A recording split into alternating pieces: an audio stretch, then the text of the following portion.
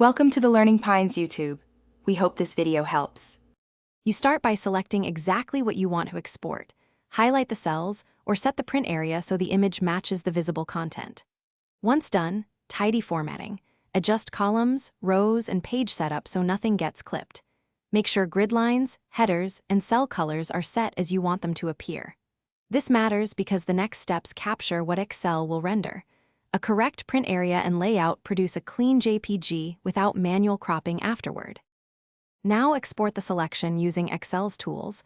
Try Save As and choose PNG/JPG if available, or use Export Change File Type to get an image-compatible format. If Excel doesn't save directly to JPG, copy as picture.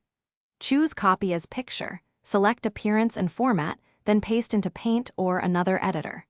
Once pasted, you can resize, set canvas, and save as JPG. This gives you control over resolution and compression. Finish by inspecting the JPEG for clarity, aspect ratio, and any unwanted margins.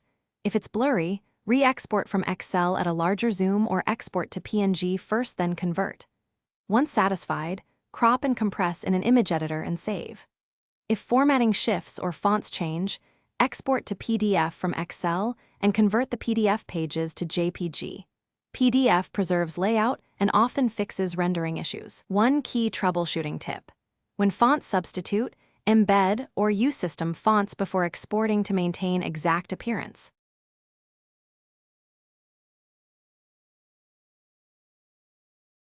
Thanks for watching.